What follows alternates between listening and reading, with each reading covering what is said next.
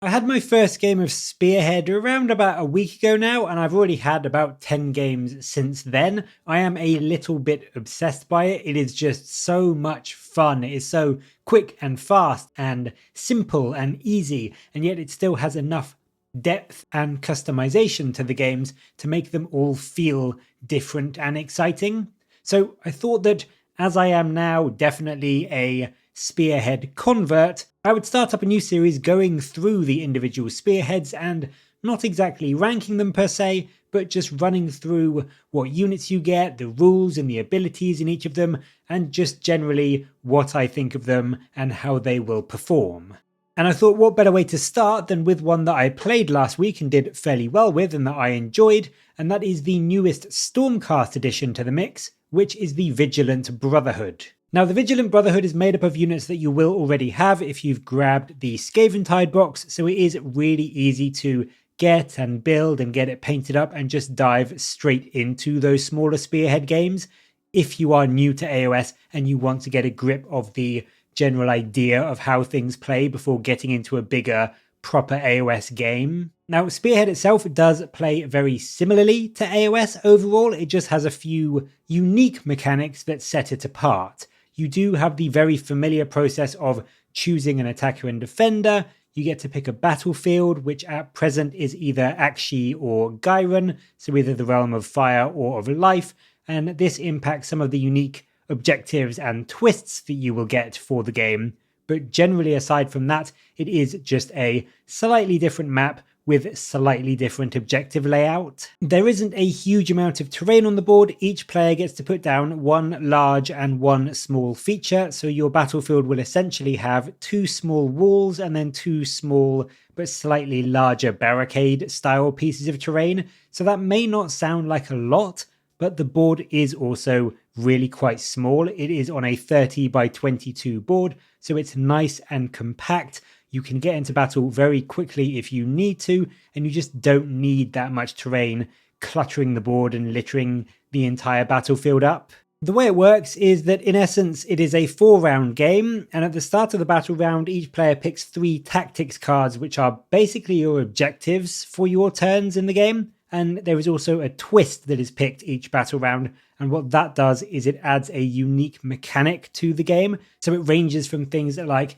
letting someone make a unit frenzied for +1 to their hit rolls for the round, or letting you pick an enemy unit to be blood marked, so you get an extra victory point if you manage to kill that unit. So it's nothing super huge, but just some cool, quirky little additions to potentially help you out or throw a wrench into the mix. Where the real big change comes in is that the 3 battle tactic cards that you randomly pick, those are also your command abilities. So there are no generic command abilities like forward to victory or rally or anything like that. Instead, each battle tactic card comes with a command at the bottom, and you can use those whenever it is allowed. So some will say movement phase, others will say a reaction, etc, etc. But the key takeaway from this is that using those commands removes that battle tactic card from your hand, so you then can't achieve it. So from the example that you can see on the screen now, if you wanted to go to ground to make some enemy shooting less scary, you would then not be able to achieve the Dracothian Dais tactic. So it can be a big loss in terms of the victory points you can get, and you really do need to be tactical and thoughtful and plan out what cards you're going to keep in your deck to play and potentially get a good command ability from them, or which ones you really want to go for in terms of scoring victory points. And it is going to have a big impact on how your army plays, what you choose in terms of keeping your army alive and also getting the most damage output, but also scoring as many points as you possibly can. So it is still relatively complex, as I said, despite being much, much simpler than standard AOS. You also don't build an army, you get a pre-selected set of units based on which spearhead you bring, and in our case today, that is the Vigilant Brotherhood, as I said. Now this spearhead is a Stormcast one. It is led by the Lord-Vigilant on Gryph-Stalker, who is your general, and he brings with him a Lord-Veritant, 3 Prosecutors, and 5 Liberators. So as I said, it is nice and small and compact.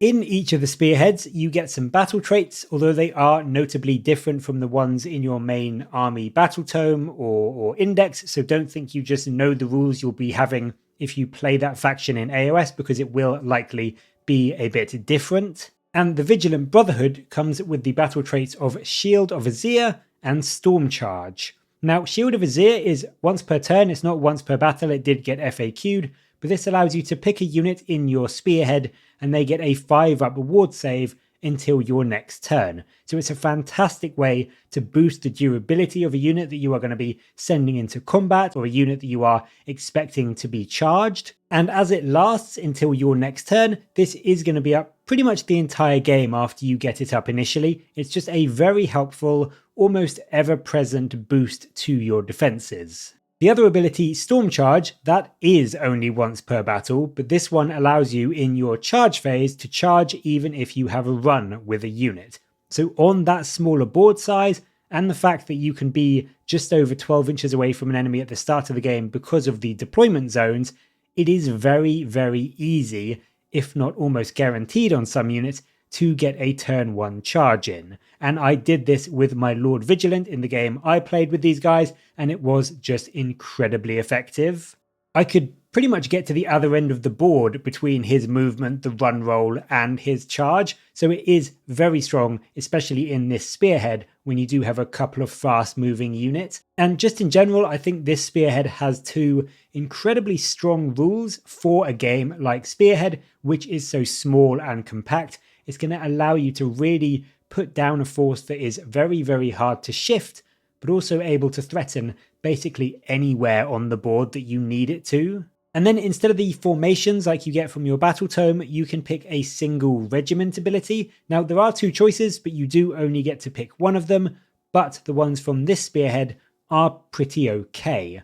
Strike where needed is once per battle. This allows you to take no damage when you use a retreat ability, and it also allows you to charge later in the turn even if you have retreated. So if you've got a unit locked up in combat and you've got, say, a battle tactic to go after a specific objective, this can really help you get onto that objective to get that point and keep scoring to the best of your ability. Or if you just want to go into another unit, you can retreat and then still charge, which on some of the things you've got in this army is a very powerful ability to have.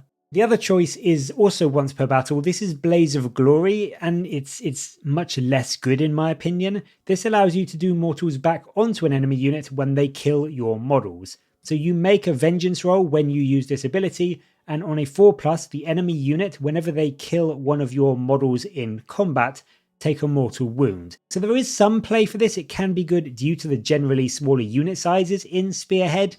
So you can kill a bigger chunk of what the enemy is putting down on the board, but that same sort of change in how the armies are built and put down does make it a bit worse for us, because your biggest unit, the one you are likely going to be using this on, is the Liberators, which are 5 strong. So when you use this, even if all 5 of them die, it's still only on a 4+, so you are likely going to do maybe 2 or 3 mortal wounds back to the enemy.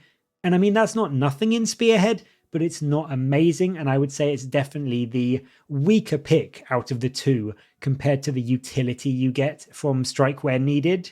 And then instead of the list of traits and artifacts you get from the battle tomes, the Spearhead option instead allows you to give your general, and it has to be your general, you can't give this to anyone else, you can give your general 1 enhancement. And for the Vigilant Brotherhood, your Lord-Vigilant can take the Hallowed Scrolls, which give him a passive 5-up ward. Obviously, this is amazing for him. He's got 8 health. It is going to make him much tankier. It also means you can be a bit more flexible where you put the 5-up ward from your battle trait, because he will, of course, never need to be given it. Mordar's Talon instead boosts his output. This gives him the Crit Mortal ability, and it actually makes him quite scary in combat.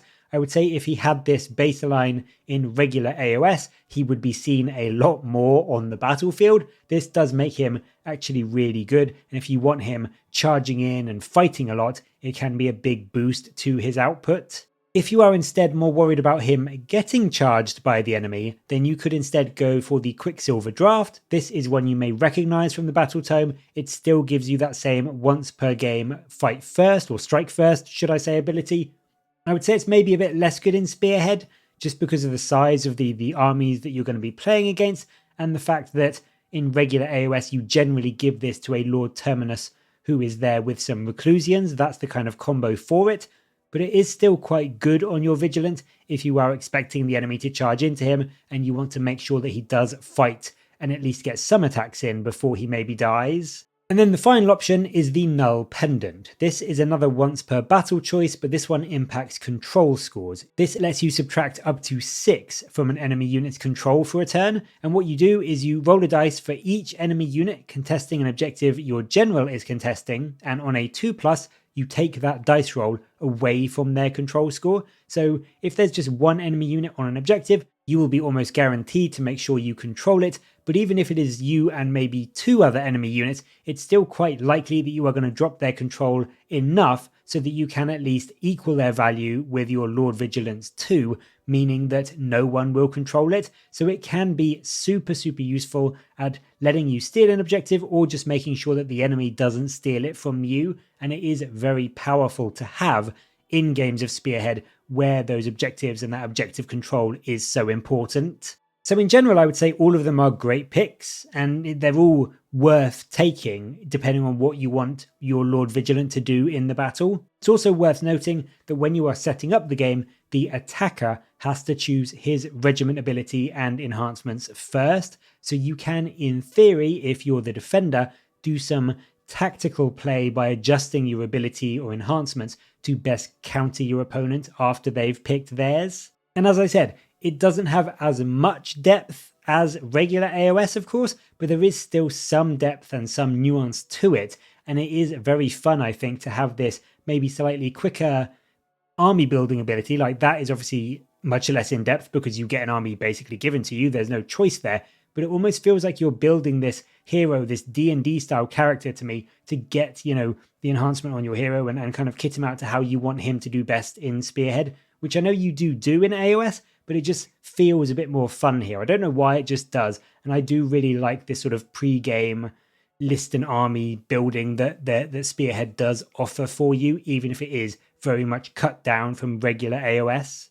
But now we move on to the units themselves, and they will all be familiar with you if you play the faction. No matter what Spearhead you take, it will be units that you are familiar with if you know the faction well. But they are, in some cases, changed ever so slightly. So whilst the stats are pretty much always the same, the war scrolls are a little bit simplified and tend to have maybe an ability or a rule which is cut out just to make the game run a bit quicker. Now, the Lord-Vigilant, he is still 12-inch move, 8 health and a 3-up save, and quite a fighty hero. The Ruination Chamber ability to ignore non-core abilities is gone from regular AOS. Instead, he actually gets a replacement ability, which is Plan the Attack. And I have to say, I actually think this is probably better, and would actually be better if he had this in regular AOS too. This allows you to pick an objective in your hero phase that you don't control, and all of your units get +1 to hit enemy units that are contesting it. So it really incentivizes you to be this aggressive force and make that push up the board into the midfield or even enemy territory to steal their land, and it is quite a significant damage output because it does affect all of your units that may be fighting over that objective. Deliver Judgment is also still here and does still allow that double activation to fight on a unit, albeit with the second one having strike last, but in such a small close-knit game like Spearhead, that double activation can be devastating, and it has to go on a non-hero unit. But having something like your Prosecutors fighting twice will let them kill just about any enemy unit that you tend to find in Spearhead. So despite being once per battle, this can absolutely win you a game. His weapons are still the same. He's got his axe and the Gryph-Stalker's beaks and talons, so there is no change there. The only thing I would say is it's worth remembering, you can get him crit mortals, which does make his axe really quite good. The Lord-Veritant, he is still a priest, although the whole chanting for prayers and all that kind of stuff, like you know from regular AOS and your battle tome, that isn't a thing in Spearhead. Instead, what he gets is just a new ability on his Warscroll, which essentially counts as his prayer. And this is called Cleansing Fires. It is cast, or chanted should I say, successfully on a 3+, and it allows you to pick an enemy unit within 12 inches, and then you roll a dice for each model in that unit, and on a 5+, they take a mortal damage. So it's a really nice effect. but with the caveat that, as mentioned, most units in Spearhead are minimum size, and even the biggest tends to be 10 max. So even when it does go off, it's likely only going to do a couple of mortals to the enemy, but it's still a really handy thing to have to clear some enemies off an objective or just thin them down before you charge in. So do not forget to use it like I did all game long. He does also lose that Ruination Chamber resistance ability, and he also can't unbind stuff with his Staff of Abjuration, again, as regular chanting and casting isn't a thing in Spearhead. But he does still have the Sense Unholy Sorcery, although it's different now. It doesn't give him a +1 to his unbinding rolls or anything like that. Instead, it grants him a 5-up ward save from his Gryph Crow. So this is super handy. It means you can potentially get up to 3 units in your army with a 5-up ward between this ability, the battle trait, and potentially an enhancement if you pick that. It is definitely going to help your entire force stay alive that much longer, and for the Veritant specifically, that 5-up ward is really good on top of his 3-up save. It does make him really quite durable. It does unfortunately vanish if you roll a 1 for your ward save, so bear that in mind, but it is still very good. And then in terms of melee, he's got the same weapons with a 3 damage staff and then a d3 damage blade. And honestly, that's pretty good in Spearhead. In terms of my experience with him, he took a charge from a whole 5-man cavalry unit by himself and survived it thanks to the 5-up ward, and pretty much managed to kill them off and fight them off an objective all by himself. So he is just another very solid little foot hero to have in this force. Now we get on to the 2 non-hero units for the Spearhead. We get the fast-moving Prosecutors and the staunch Liberators. The Prosecutors are still incredibly nimble, if fragile, with 2 health and a 3-up save. Unfortunately, in Spearhead, their javelins are no longer 2 damage on the charge in melee, which does make sense. That would be super broken, I think, in Spearhead, but it is, of course, still a shame. What they do still have is their d3 damage shooting profile though, which at 10 inches and their 12-inch move means they can basically shoot anything in the entire enemy force pretty reliably, even from turn 1, so it is an incredibly powerful ability to have. And then they do still get their 3d6 charge from Heralds of Righteousness, and what that means is that it's all but guaranteed you can be getting this unit into the enemy with a charge in turn 1 if you wanted. And between these guys and then either your Lord-Vigilant with his decent move, or even something like your Liberators, if you use that once per battle run and charge ability, you can get a good 2, maybe even 3 units into the enemy turn 1 in Spearhead. So despite this being Stormcast and them typically being seen as a bit of a slower army, this Spearhead can be very zippy, and you can, if nothing else, put a load of pressure onto the enemy right from the start of the game. The Liberators, they stay the same as they are in regular AOS. They keep their Crypt Mortals on their weapons, which is brilliant, and then they are just better at objective holding with the same Stalwart Defenders rule to boost their control. Where there is a significant change for both the Liberators and the Prosecutors is in the reinforcements keyword that they get. And what this means is that when they are destroyed, they can come back in a subsequent turn with the Call for Reinforcements ability. Now this is done in your movement phase, and it allows you to pick a reinforcement unit that has been destroyed, and you bring back an identical unit, so either 5 Liberators or 3 Prosecutors. It is not a half strength or anything, it is a full unit, and they are set up 6 inches away from a battlefield edge and not in combat. Notably here, there is no range limitation for how close they can be to an enemy, they just can't be in combat. So you can set up a unit 4 or 5 inches away to get an almost guaranteed charge off after they return. So this is really good ability to have on your units. It's super powerful on something like your Prosecutors with their 3d6 charge, but even on your Liberators, getting 5 Liberators back with their potential 8 control to go and steal an objective or just try to get into position to try and charge in and hold an objective that you didn't have before and that the enemy thought was safely in their hands is super strong. Now, it's worth noting this isn't just a Stormcast thing. A lot of units in Spearhead do have that reinforcements keyword, so this isn't just some huge buff that only Stormcast are getting, but essentially it means that in this Spearhead you are going to have your Lord-Vigilant, your Lord-Veritant, 10 Liberators, and 6 Prosecutors to plan around. It also means that when you are fighting enemies in Spearhead, sometimes it's a good idea to try and not kill a unit that has reinforcements, but just leave it with 1 or 2 models left so that they are weakened and not as effective, but the enemy is not able to get that whole unit back. I am a really big fan of this Spearhead. I thought it was so much fun to play. It was really exciting to put on the table and just have this force that was really flexible, to be honest. It was really flexible. It was very durable with the amount of ward saves you could throw around. It was deceptively fast with the number of units you could get into combat very quickly. And it had some really nice tricks to play around with, you know, being able to run and charge, spread around those ward saves, maybe even fall back and still charge if you went for that regiment option. It is just a Spearhead that I thought was very hard for the enemy to deal with in terms of the pressure it can put on them right from turn 1. You've got a very scary, quite tanky, but also quite devastating in combat general who can get where you need him to be. And I mean, I charged him into 5 Chaos Knights. Yes, I charged them so they didn't get the full bonus, but he basically just held that unit of 5 Chaos Knights in place on the battlefield, right on the edge of the battlefield, the entire game long. So he, like, from a utility point of view, he maybe didn't kill them, but he was great at just stopping them from wrecking the rest of my army over the subsequent turns. I just think it is a fantastically good Spearhead. It's one that doesn't really punish you all that badly if you make a mistake, so it's a great one for beginners. And I just, in general, if you are new to AOS or new to Spearhead, it's a great one to get started with, because you're likely going to have those models and those units anyway from the Skaventide box. It's just a lot of fun. It's very cool. It's very thematic. It's very easy to put together. And it's not a big Spearhead. It's only, 5, 6, 7, 8, 9. It's only 10 models that you need. So it's very easy to put on the board and get playing with Spearhead right from the get-go. But I would love to know what you think of the Vigilant Brotherhood. Have you used it in your Spearhead games? And if so, how did it perform for you? What sort of armies did it do well against? Which of the Spearheads did it struggle with? I'd quite like to know that. But let me know your thoughts and theories and ideas down in the comments below. And as always, thank you very much for watching. Please do like and subscribe for more Warhammer content from me. But until next time, I'll catch you later, guys.